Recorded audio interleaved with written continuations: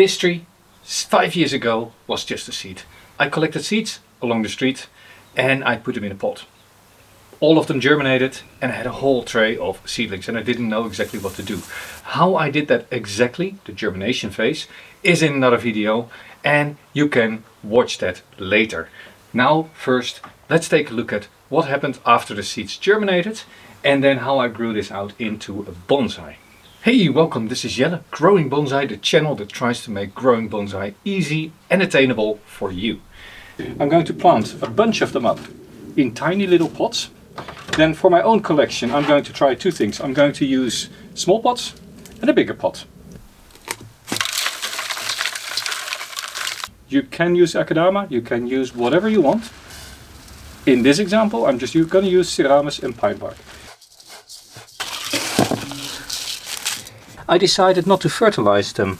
So they have been in this substrate, living off whatever was in the seed and or the substrate, which probably wasn't a lot. They have grown very slow, tight internodes, and I've kept the substrate a little bit dry for the last couple of days. So now the substrate should just come off quite easily. As I'm a firm believer in keeping plants healthy, let's give them a little shake, substrate is off, and pop them right into some water. How many do I actually have? Let's give them a count. 1, 2, 3, 4, 13, 14, 15, 16, 17, 18, 19, 231, 232, 233. Or was it 232? You didn't really think I was going to count all of them, right?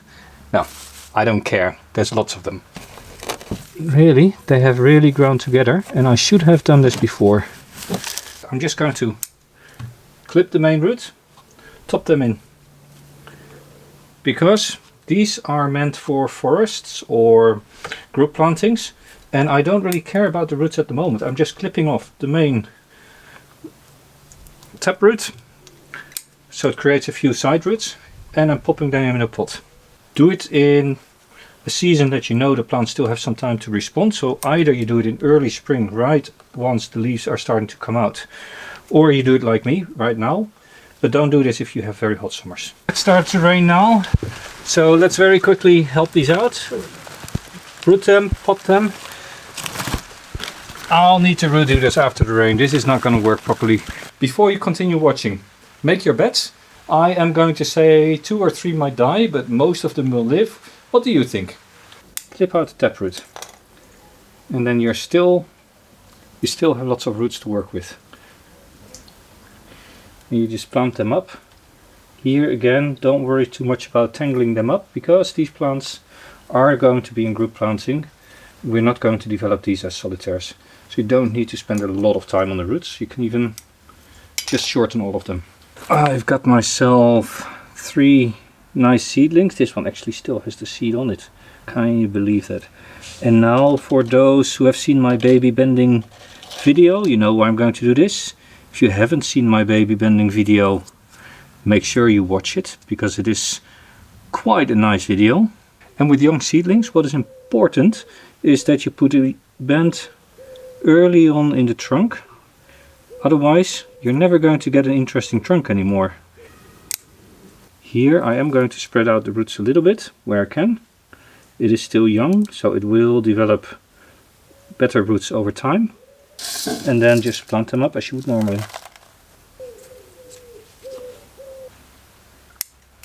So what will now happen is that the side roots that are on this main root will develop a lot stronger. Naturally, I'm not relying on rain alone. So we're in the middle of spring. Now these have not been sitting in the full sun so far. I'm going to move them in full sun in a couple of days. My little experiment wiring it out. How cute is that? I can probably put this in the full sun as well. It's now been, what, a full winter. It's rooted in this pot probably. It's early June, almost a year later than when I planted. Almost a year has passed since I planted these up, and they are all doing really well. We've had a very cold and wet spring, and it swapped to hot and dry about 2 weeks ago. These are now in full sun, growing. I'm just going to take the wires off and then let them continue on growing for the rest of the season. I'm not going to do anything to them this year, just letting them grow. Fertilize, water, sun. Interesting observation is that these still grow much better. Solid little root balls, nowhere to go, yet they grow better. Interesting. It's the second season of growing these out. It is now early August and you can see a clear difference. These have basically stalled growing. In fact, something has been feeding on it. Look, there's a little puppy hanging from it. Caterpillar. It's going to be a moth. But these are doing reasonably well. This is doing extraordinarily well. And not only do you see it in the height of the plant, because that's of course a big difference. And these look a little bit anemic. Might also be because we've just had 6 weeks of rain and this is organic material and this is not. So these are a lot wetter than those. But also you look at the size of the leaves. If you look at a big leaf here and you look at a big leaf here, that is a big difference. Look at that. So yeah, the difference in organic material and pot size is a little bit difficult to split out. So I'm not going to make any strong claims here. But what we can say is pot size does have an effect. And I would say the organics have helped it in the first year, but now are slowly starting to become a problem. Look, it is still healthy, it is full of roots, it is growing. These are the typical plugs that you get from a commercial grower for planting out in the field. But this is not great for bonsai, right? This doesn't have a real nambari. If I wanted to work with this, I would actually just cut off everything and plant it as such. I might have to wire out, but here also it is getting quite late to do any wiring. I said I was going to make a forest, not so sure. I might just hand these out. I have too many trees. Might wire this one out just for the fun of it and see where it goes and give the rest away, because really more elms. Right, so I think it has been quite conclusive. Growing things in a small pot, even though it is organic, and slows it down, right? You can see it here. If you look at this trunk, there's not a single trunk in here that even compares to this. This is 1.5 years of growth, and with that I think I have shown that small pots keep trees smaller. I'm not going to do much with these. These might go into a forest planting. These, I'll leave this on as a sacrifice. I'll wire that one out for the rest of the trunk line. I'll do the same here. Now if you like progression videos, why don't you subscribe, hit the like button, leave me a comment. It helps my channel to grow and it doesn't cost you anything but a minute of your time. Now when wiring out these things and you say one of them is a sacrifice that you're not going to reuse and you have too many trees already like me, so I am not going to wire out the sacrifice, then you have to decide which one am I wiring out. And in this case you look at the trunk line and it bends in that direction, or it goes on straight. So in this case I have a nice curve here already, so this is going to be my keeper branch and this is going to be my sacrifice. Then I'm going to lay the wire perpendicular to the main trunk, wire it 1 or 2 light loops around my sacrifice. Now the wire is anchored, and if I now start wiring the side branch here, there's no risk of the wire slipping, and when I start bending I can actually bend all the way up to the connection to the sacrifice. One thing to keep in mind if you are wiring these out for the next trunk segment, always pick the thinner branch for the next trunk segment. You want taper in your trunk line, so it isn't about getting the fattest trunk as quickly as possible, it is about getting as much taper as possible. So I take the thin branch, and the thicker one I'll leave as a sacrifice, which I'm going to clip off there maybe spring or next season, and then I try to get it in a nice interesting shape in 3 directions. Slowly but surely the elm leaves are disappearing, and it's not because of the end of season, but it is because of this little visitor here. I don't really want to tease these all as much, but there are caterpillars in my elms. Am I going to do something about it? Nah. Just let them be. I'll lose a few leaves. The plant looks scruffy for the end of season, but no big deal. In spring it will grow new leaves. There we go. End of growing season 2. And now I have the decision to make in spring whether I'm going to cut this back here at the base or whether I'm going to let it grow for another season. I'm probably going to cut it back because I'm going to try to make this into a refined bonsai with small scars. So every year that means pruning back all the growth of that year except for a few centimeters, so it can slowly develop in time. It is December.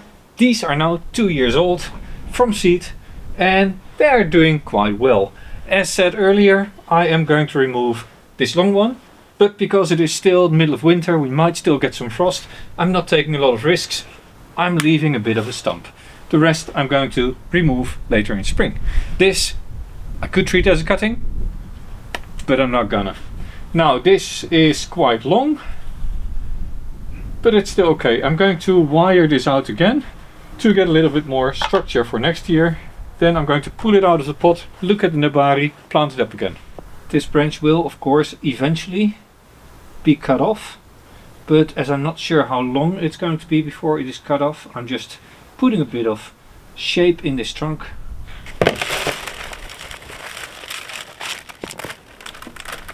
Nice and healthy root tips.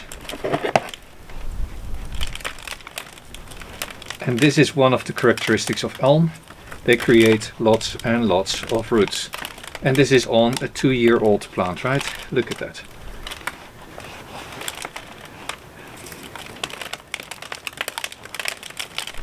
You can also see it is only one big root with a few side roots, but not much.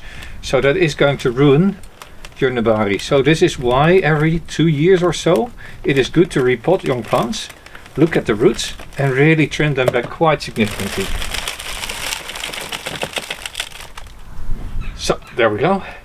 Now we can see here are all these small fine matted roots, and there's one big root in here going to the side. So I'm going to go quite drastic on this tree. I'm going to remove most of the roots. It is a young plant, it is an elm, and they should be able to handle this quite well. So now this is all that's left of the original roots, and this is all thrown away. I could of course do an experiment and plant this up, because elms are known to sprout from their roots, but it's not worth it. Now this is a bit tricky. I'm just going to plant it back up. A little bit of a mound in the middle, put the stump on there, and then just delicately spread out the roots in the pot, and then fill it up with substrate. And then it is key to make sure this tree doesn't get a lot of wind, because as you can tell, I am lazily going to not use tie-down wires for planting it up. I'm dealing with a bit of a mouse plague in the garden at the moment. I don't know where they've come from, but this is what happened. All the side branches are gone. This has been eaten. It is sitting askew in the pot. I'm going to put it back up straight and yeah, then let it grow again for the season. But yeah, that's a bit of a setback. It happens to all of us. You just can't stop nature, right? Well, slugs and snails are still around, but this has recovered. And in fact, the wire that I put on here to have a little bit of movement is starting to bite in. Here I have multiple branches in one place.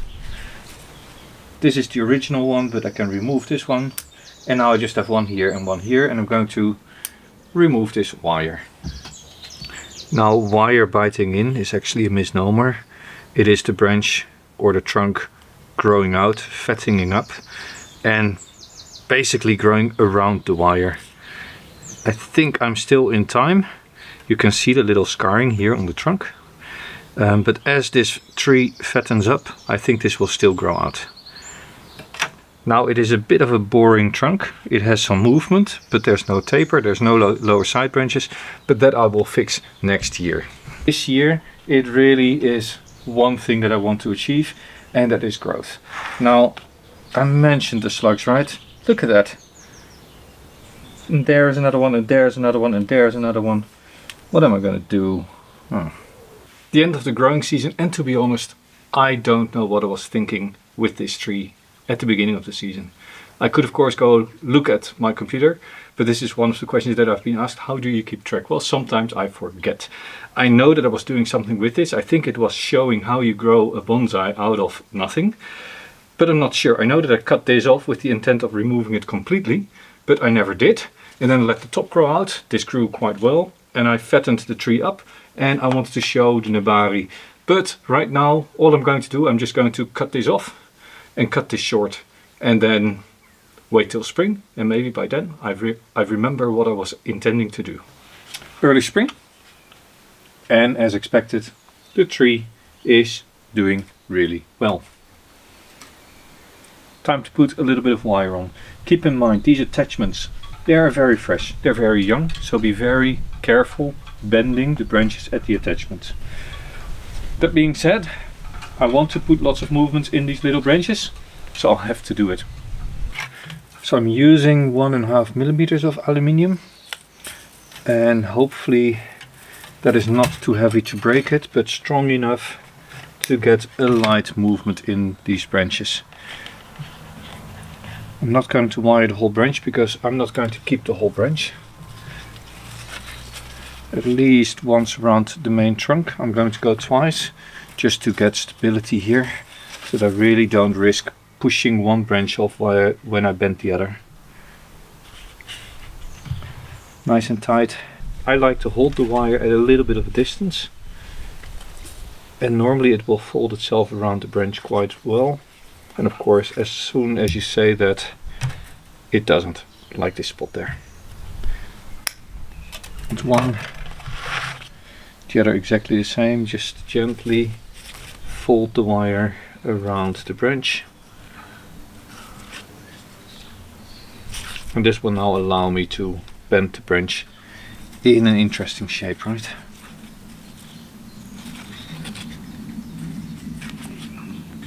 Mind you, this is a very long video. I've cut it up into 2 pieces. The first video is all about growing out the trunk.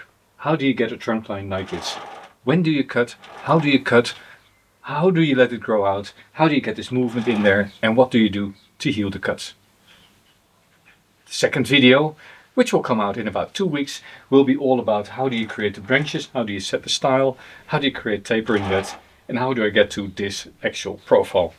Now, if you want to know more about this video, I would recommend you hit subscribe so you get a little alert when the second part comes up.